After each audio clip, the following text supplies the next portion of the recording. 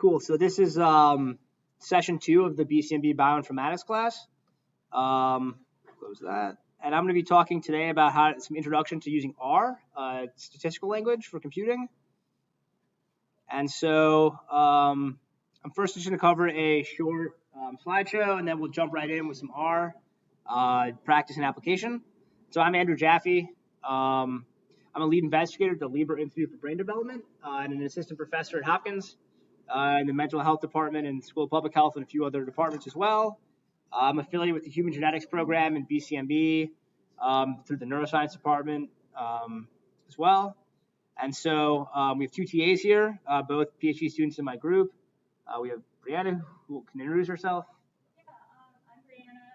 I'm a third-year BCMB neuroscience student. I work with Andrew and very much another genetics guy at the Lieber Institute.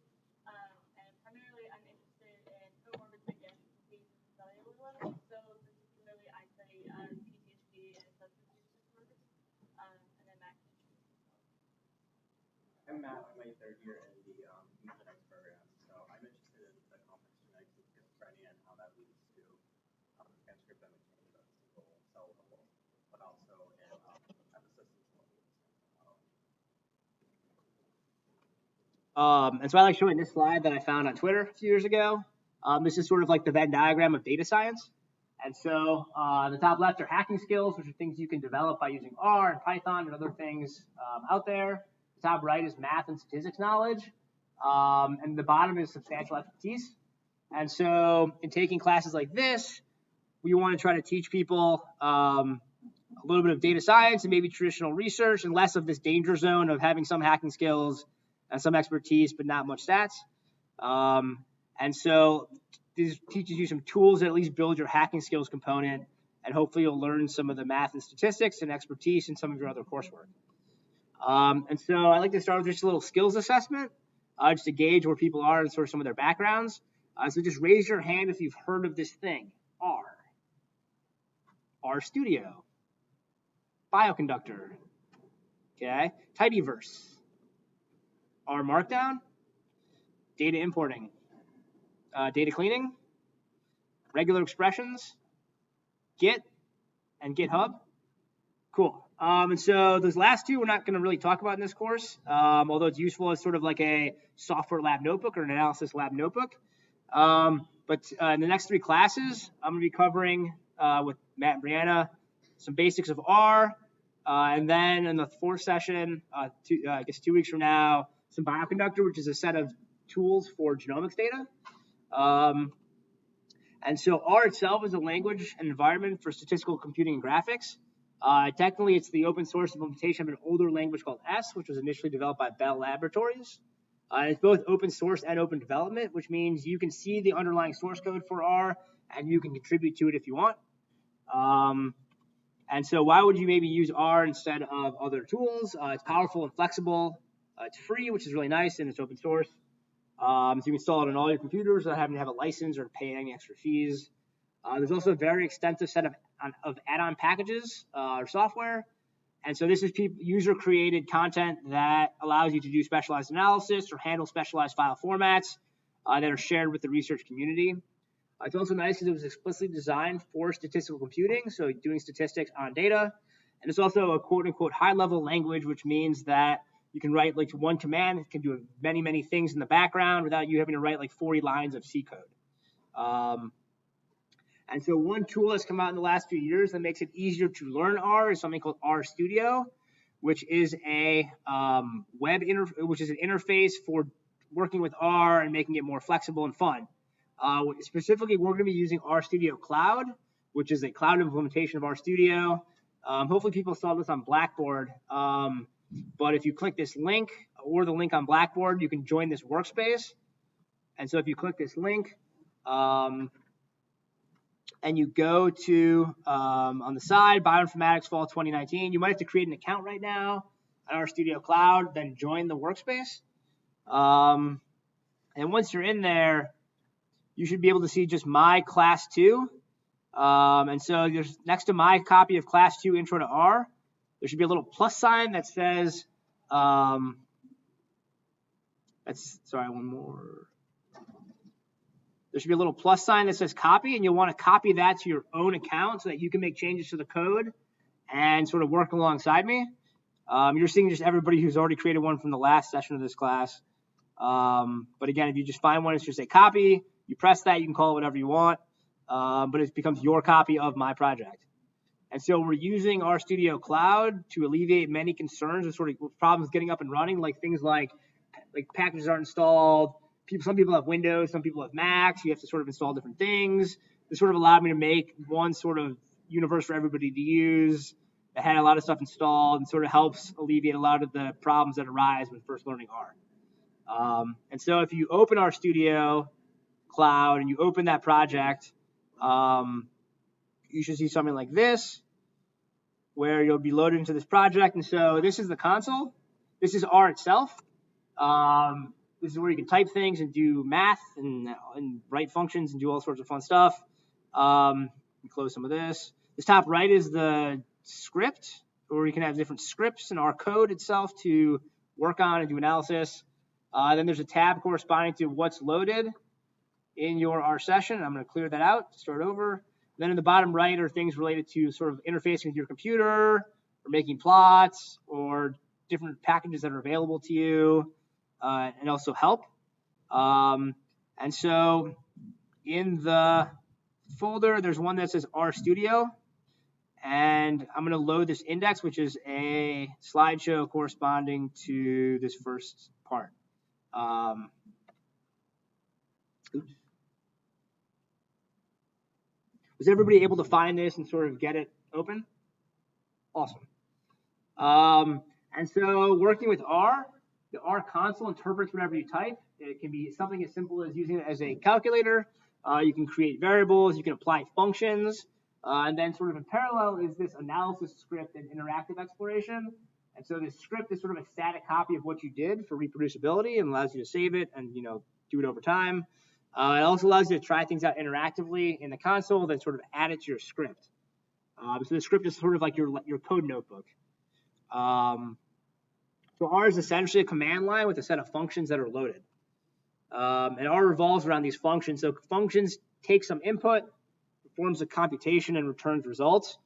When you download R itself onto your computer, not something like RStudio Cloud, there's a base set of functions and packages that are loaded. However, you'll typically want to take content that other people have created called packages. And these are written by R users or developers like us. Some are good, some are bad. You can sort of think of them as R extensions. And so in this class, we'll be talking about a set of packages called the tidyverse, that I'll come to in a second. And so how to use packages. A lot of the time, you'll need to know a little bit of base R syntax and notation, because if you were to Google for answers, which is what everybody does who does any kind of programming, people typically answer with sort of older ways of doing R, called base R, which is sort of the base syntax. However, in this, we're going to be showing you some newer and more intuitive ways to do things in tidyverse.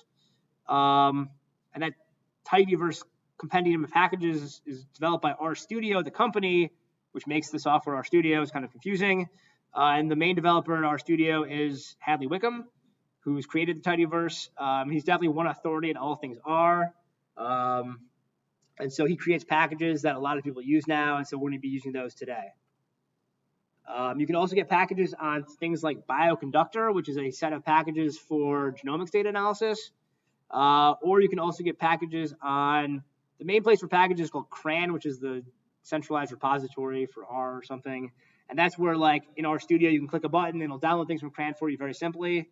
Another place you can get packages, which is sort of the Wild West, is GitHub. So GitHub, you can write any package you want, host it on GitHub with a very bare minimum level of descriptions or documentations. But people can download and install packages off GitHub. CRAN requires you to have a manual for what each function does and sort of how you use that package a little bit. And things like Bioconductor have the highest level of stringency, where you typically need a very detailed vignette for how to use the package in practice, not just like what each function does. And so there's different ways of finding packages. We'll cover that a little bit more in the third session on this in Bioconductor. And so RStudio itself is called an Integrated Development Environment, or IDE for R.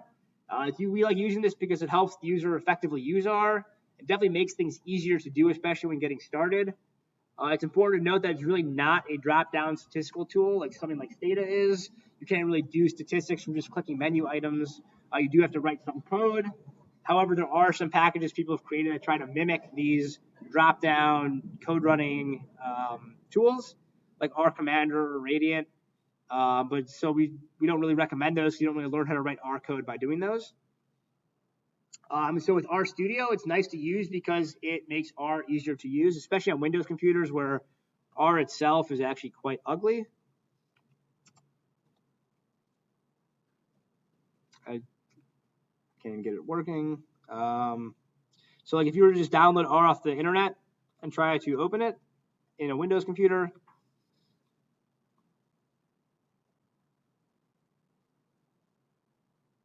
all it is this. It's not super useful. It's just a console.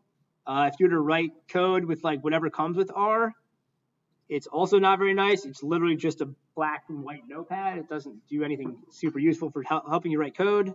Whereas RStudio, either on your computer or RStudio Cloud, lets you have syntax highlighting, code completion, smart indentations, helps you manage multiple projects very easily.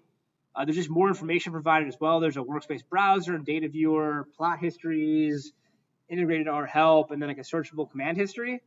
And so you'll see that it looks a little different than what I just opened on my computer. So this piece of it, this console, is embedded within RStudio, and this portion of it called the console. This part is the script. You'll see it looks a lot nicer than what I had just opened in Windows. Mac's a little bit nicer. It does have sort of like color syntax and code completion a little bit. But you'll see that like certain things like comments are colored green. R code is sort of black. Character strings are sort of a slightly different green. Functions turn blue sometimes. And so it allows you to sort of see the code much easier. And so a lot of the packages created by RStudio are available in these things called cheat sheets. And so these are basically two-sided. Actually, that one's not available there. And so this allows you to maybe print this out for whatever sort of project or type of thing you're working on.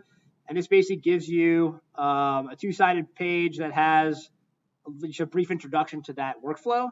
And so this talks about documents and apps, how to write code. So this basically shows you in more detail what all the little buttons do in RStudio, which you might find useful. It talks about the plot pane, managers for packages. You can integrate this directly with Git or GitHub. You can do some code development with debugging. You can write packages very easily. But what's nice is the back page has all the shortcuts on the keyboard that you might be interested in. The most important ones we'll cover, though, are very simple. And so I'll skip that one. And so all you really need to know to run RStudio efficiently is that Control-Enter sends things to the console from your script, and it evaluates things. So, for example, if I have a new script, by clicking this plus button, I can say 2 + 2, press Control-Enter, and it just sends the whole thing. It could be super long, too. It doesn't need to be just a little bit. You don't need to highlight it. You don't need to. You can just sort of select it. You can select pieces of it to send to the console. And so that just allows you to not have to really jump back and forth and paste things and copy. It's a lot more effort to like do this, copy it, paste it to run. Just saves you typing, which is what RStudio is all about. Another thing that's useful is that Control-1 and Control-2 will shift your cursor without having to use the mouse, which is maybe nice if you don't like, again, it just tries to save you energy, basically. And so those shortcuts are usually enough to get started. There's a lot more advanced ones, again, that are all featured on that cheat sheet, but a lot of that's sort of outside the scope of this class. So the console is sort of the most important part. It's R itself, and that's where code is executed, i.e. where things happen. You can type here for things interactively.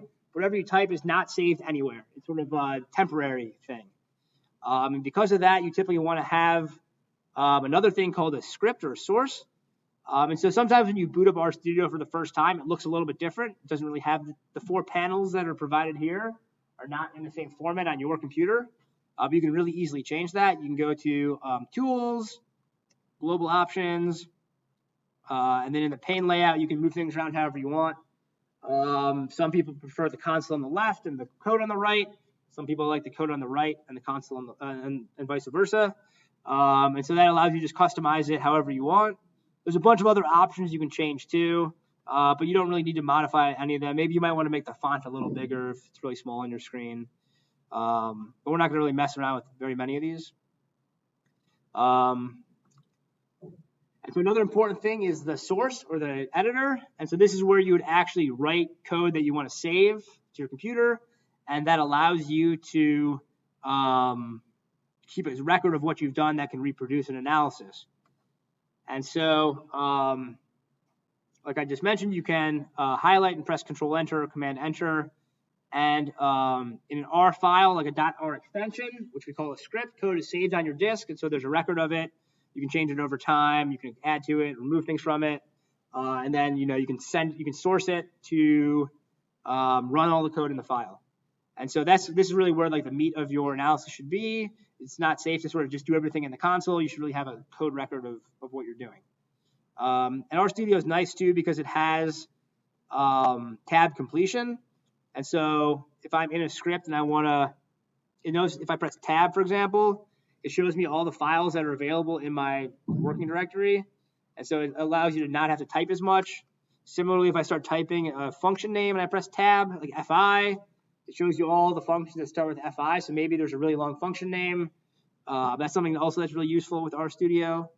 And even with that tab completion, it shows you even a little bit how to use the function itself if you just sort of hover there before pressing enter. And so all this stuff is not available in base R. It's only really in RStudio. And that's, again, why we recommend it for getting started.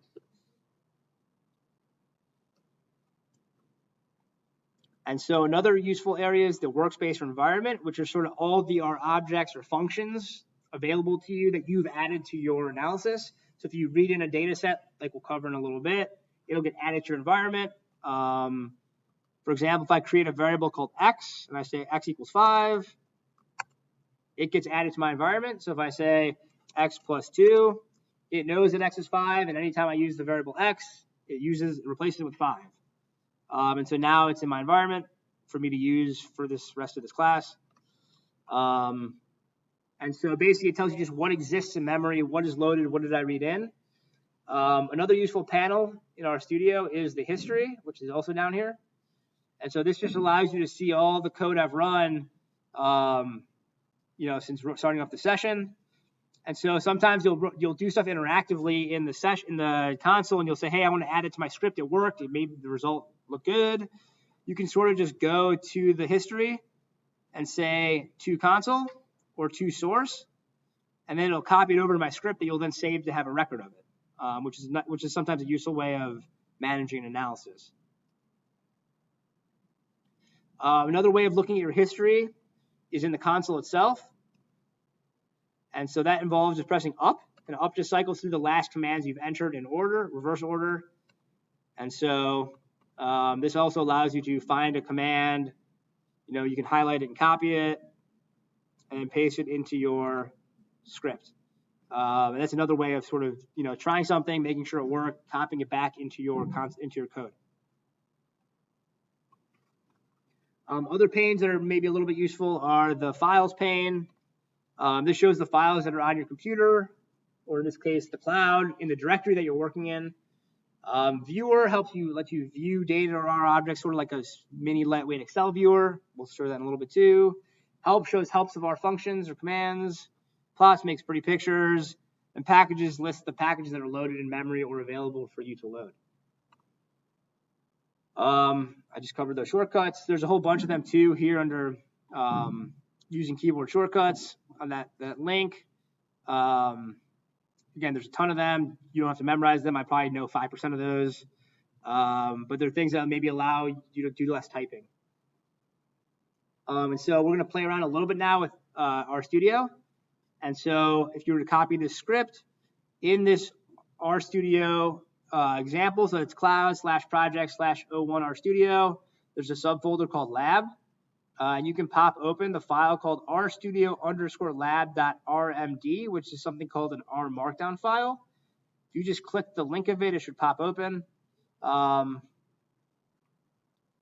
so what this is this is an R markdown document. It looks a little bit different than an R file because it sort of has this header, which you don't have to worry about for right now. It has some R code embedded into this report. You don't have to worry about what this code does either right now. It's just a way of reading in some data and filtering it. But basically, the key that you have to know is that we're going to just plot some data, and all you're going to really do is change some of the code we already have written without having to really know what the code's doing. And so, for example, this is an R code chunk that's in this markdown document.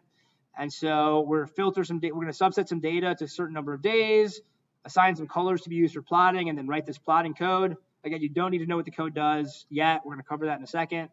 But this just shows you the flexibility of using something like R and RStudio for making complicated plots and tweaking things very easily.